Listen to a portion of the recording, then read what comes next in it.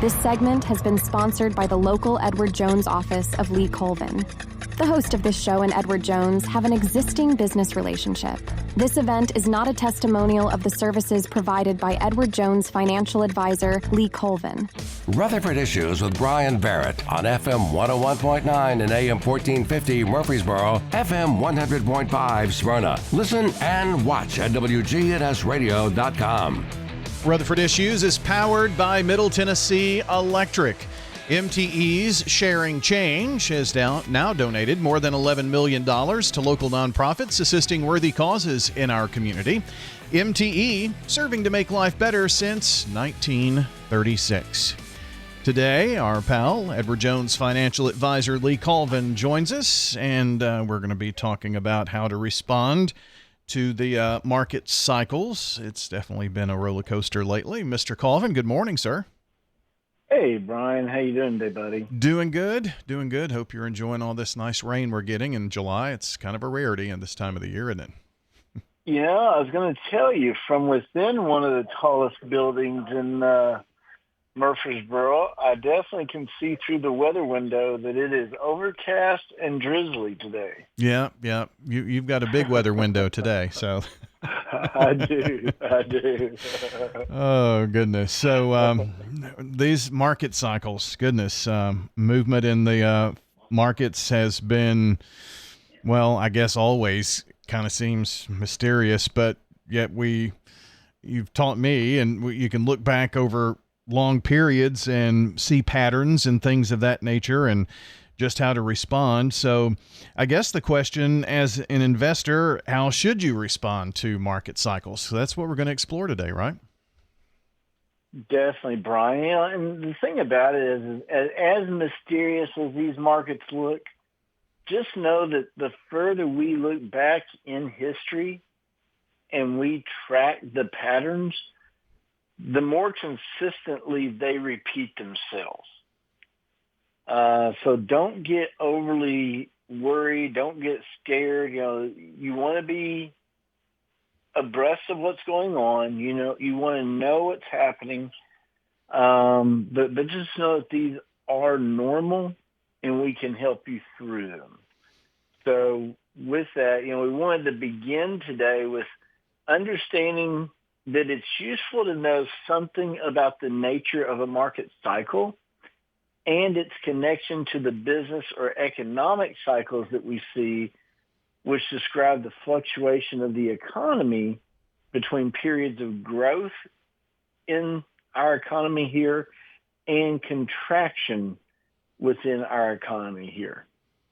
So what are some of the issues that we should look at or maybe kind of indicate those fluctuations or that, maybe that contraction or expansion? Definitely the major issues that we typically see are going to be employment, consumer spending, interest rates, and inflation. All of these can determine the stage of the business cycle that we're actually in, Brian. But I guess also, when you talk about the markets, you're talking about financial markets, and you've got the whole market as a whole, but then you've got individual items within that. I mean, what I'm getting to here, I guess, is that, they can perform differently within the same market, if you will. Does that make sense? You're exactly right. Even though everything is within the same market, there are different types of investments. Therefore, different investments react differently in each market cycle, right, or each part of the cycle. So the market cycle, it often anticipates the business cycle.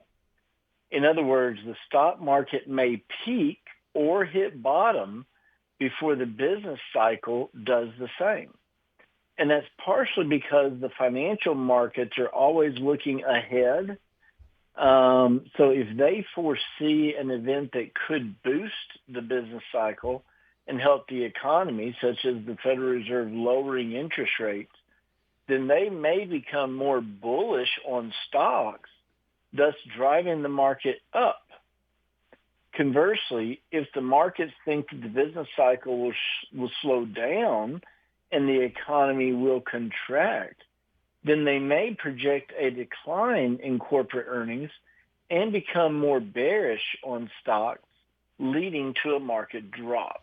I see what you did there, bull, bear. So, Right.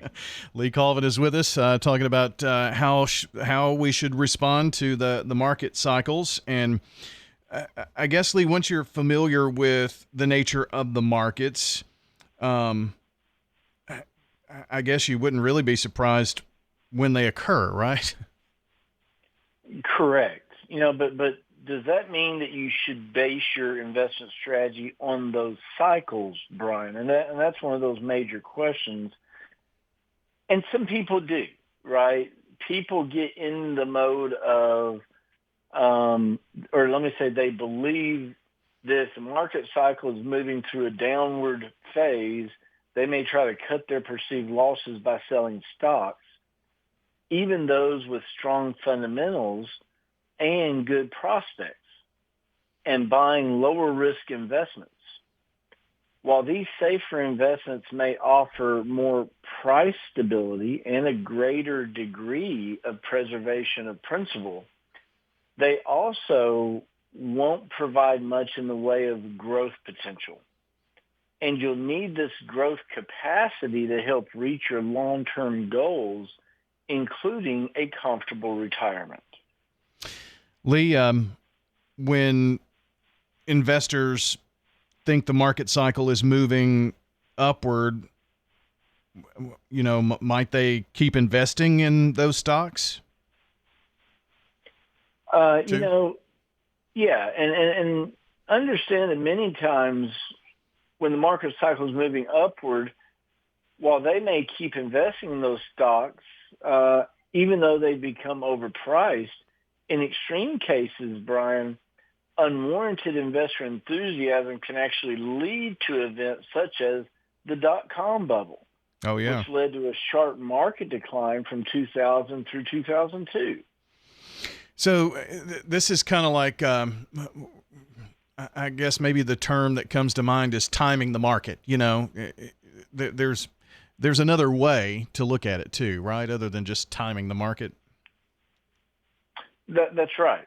Rather than trying to time the market, you may well be better off looking past the cycles and following a long-term all-weather strategy that's appropriate for your goals.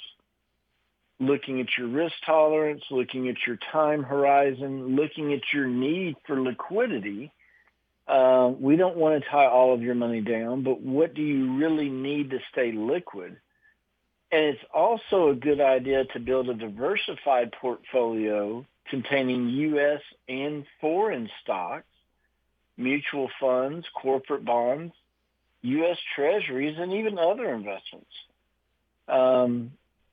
Brian, while diversification cannot protect against all losses, it can actually help protect you from market volatility that might primarily affect just one asset class. Lee, you watch the news and you see, stocks were up today, or, stocks were down sharply today based off this or that. And, you can kind of get caught up in that volatility. I guess the market cycles do garner a lot of attention, but sometimes that's just noise. That's right.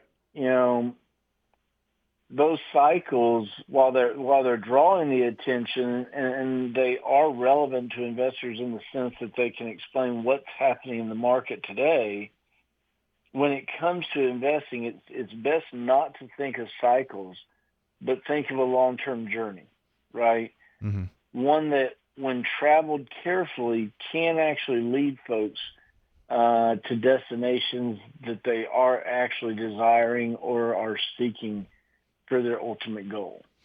Well, over the last 15 years that you and I have had these conversations, the word diversified, a diversified portfolio that was mentioned here today.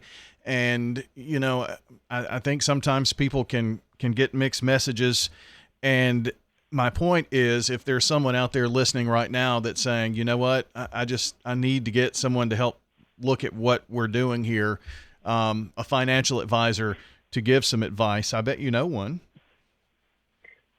Brian, we just happen to have the right folks at hand, and we would love the opportunity to receive those calls, receive those visits.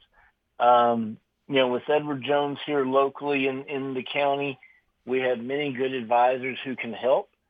So if folks want to reach out to us, they can stop by our office. We're in the public shopping center on the corner of Rutherford and Broad, or they can give us a call at my office at 615-907-7056.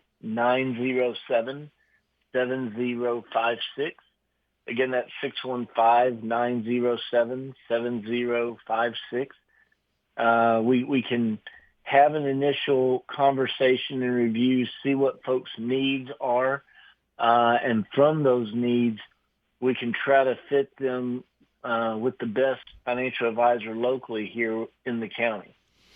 Lee, as always, good talking to you, and we'll catch up here in a few weeks, okay?